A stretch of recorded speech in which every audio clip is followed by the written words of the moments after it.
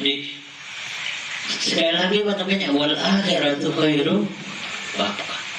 Kalau itu tidak diyakini, sampai di mana keyakinannya tentang wal akhiratu khairu wa abqa? Wal akhiratu khairul laka minal. Jadi jangan digambarkan melarat melulu gitu. Digambarkan bagaimana kenikmatan di barzah bagi orang yang beriman. Karenanya ini ya, saya kasih gambar bahwa kehidupan belakangan jauh lebih baik dari kehidupan yang sebelumnya. Ya. Jadi misalnya antara kehidupan saat ini dengan kehidupan barzah. Andai kata dibandingkan, kehidupan dunia ini ibarat kehidupan mimpi dan barzah adalah kehidupan nyata. Karenanya Rasulullah SAW hadis yang dikutip oleh Imam Ghazali rahimahullah, an-nasu niyam fa idza matu intabahu. Manusia yang hidup di dunia saat ini niyam, laksana orang tidur, laksana orang bermimpi. Wa idza matu intabahu. Kalau sudah mati dia sadar, oh begini ternyata alam itu sebetulnya. Nah, alam sebelumnya ibarat mimpi. Kenapa? Penglihatannya jauh lebih tajam, pendengarannya jauh lebih tajam. Coba di Quran, bagi orang yang tidak baik misalnya, yang tidak baik. Walaula idza balagatil hulqum wa antum hina idzin tanzurun. Sudah nyawa sudah di tenggorokan. Wa antum hina idzin tanzurun. Kalian akan melihat apa yang tidak dilihat sebelumnya. Di ayat yang lain Allah mengatakan fabasaruka al-yawma hadid. Pandangan kamu itu akan jauh lebih tajam dari sebelumnya. Justru bukan pandangannya lantas mati, tapi pandangannya jauh lebih tajam. Dia akan melihat sesuatu yang tidak dilihat dalam kehidupan dunia ini. Fabasarukal yauma hadid, tajam sekali pandangan. Nah, karenanya dalam satu riwayat hadis dikatakan bagi orang mukmin, orang mukmin yang nanti akan jadi penduduk surga tidak akan dicabut nyawanya sebelum melihat tempatnya di surga. Sudah melihat. Sekarang tidak dilihat, tapi kalau Anda kesusu mau melihat, ya bisa. Nah, karena jelas sama-sama mengatakan bahwa orang mukmin tidak dicabut nyawanya ketika dia sudah tercatat sebagai penduduk sebelum melihat tempatnya sudah melihat tempatnya di surga. Begitu bahagianya kan. Tidak ada kenikmatan yang menyamai kenikmatan dunia dengan itu, dengan melihat tempatnya di surga itu.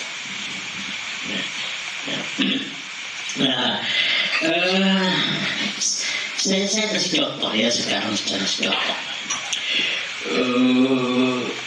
Sekalipun secara formal di hadis itu digambarkan ketika orang sudah meninggal, sudah dikuburkan, kemudian datang malaikat, kan seperti itu. Kemudian dipersilahkan duduk gitu ya. Nah, persoalannya apa yang duduk itu jasad yang sekarang apa? Gitu. Jangan ada penafsiran bahwa yang duduk jasadnya dipulihkan kemudian didudukkan. Iya kalau orang itu normal ya, karena dia mati terbakar hangus, bagaimana caranya duduk?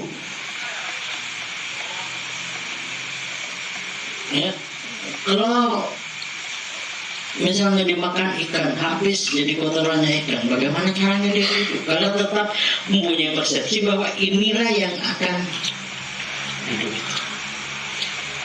Karena logika saya mengatakan bahwa benar apa yang disampaikan oleh Imam Al-Qurtubi bahwa jasadnya diganti dengan jasad Nuh. Jasad yang jauh lebih sempurna dari jasad kita yang ada saat ini. Jasad kita saat ini sudah tidak laku dibawa ke sana. Ya, bukan kualitasnya, bukan kualitasnya. Jadi kalau dalam hadis dikatakan bahwa orang sudah meninggal, pandangannya lebih tajam, ya, pendengarannya lebih tajam, dia tahu siapa yang mandikan, dia tahu siapa yang ngusung di kerandanya, dia tahu siapa yang menguburkan, semuanya. Dan dia kalau baik akan didampingi oleh teman yang sangat menyenangkan. Dan itu berupa amal-amal kebaikan yang dilakukan di dunia ini. Ya. Kalau dalam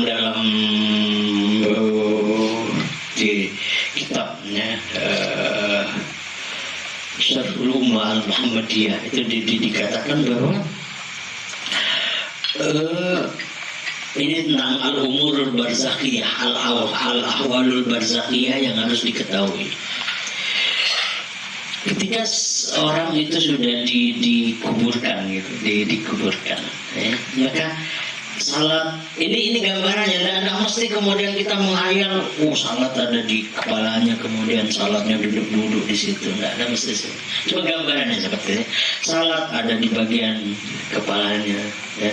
Di puasa ada di kanannya, zakat ada di kirinya, kebaikan yang lain ada di arah kakinya. Dan kemudian datang malaikat. Ini kan jadi pendamping setia. Ada pendamping.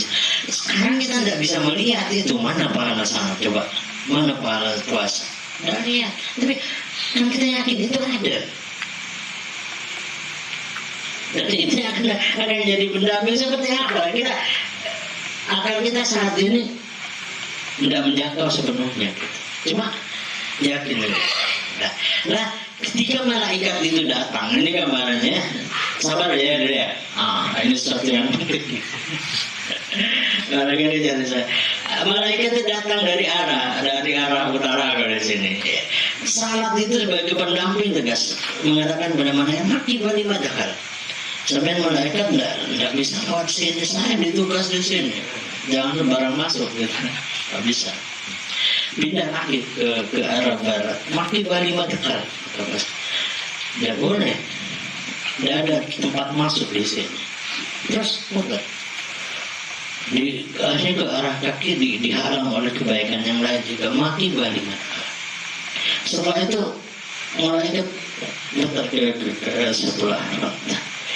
Ya kalau begitu Idris, persilakan sampai duduk saja.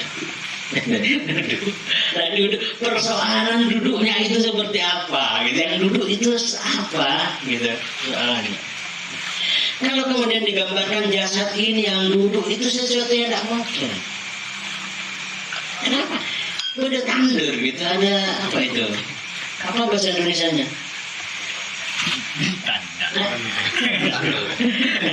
Ada itu papan yang menghalangi, tidak mungkin duduk seperti itu. Apalagi bukan model seperti itu.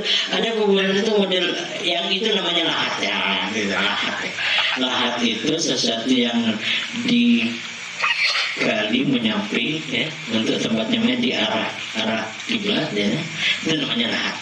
Ada bentuk yang lain di tengah kubur itu digali seukuran ya. Di tengah sebagai tempat menyimpan, kemudian dikasih itu, dikasih papan atau dikasih coran gitu dan papan. Apa iya mungkin jasad ini yang duduk? Persoalan, apa iya jasad ini yang duduk ketika malaikat mengatakan Idris duduk?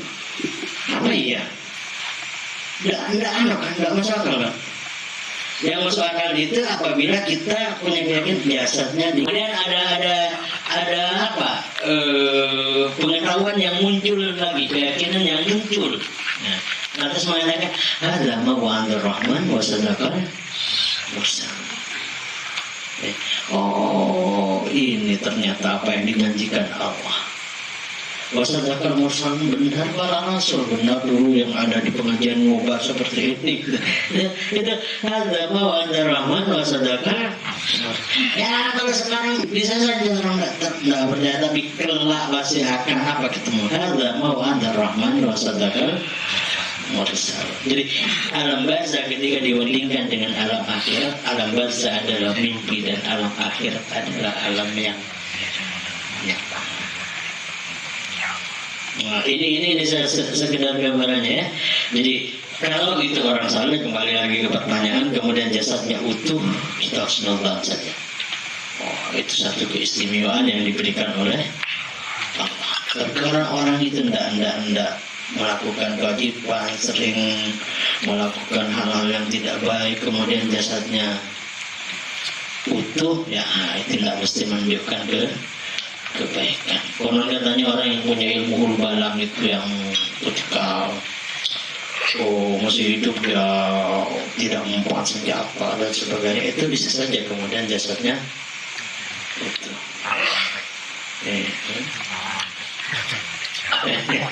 Ada namanya lawan ya dalam khasanah Jawa itu mungkin ada. Itu belum tentu menunjukkan kebaikan. Jadi kalau itu orang saleh pada sangka itu barangkali satu keistimewaan yang diberikan oleh Allah, karena ada juga riwayat yang mengatakan bahwa orang yang hafal Quran kan jasadnya juga tidak dimakan oleh binatang, ya. Jadi apalagi memang Syekh Nawawi Al-Bantani yang jelas atau siapa lagi, Syekh Muhammad Alwi Al-Maliki misalnya, itu orang ketika digali jasad itu tetap terputus sehingga tidak berani pemerintahan Saudi itu untuk memindahkan itu. Cuma itu kalau dibikin panjang lagi. Ada lagi?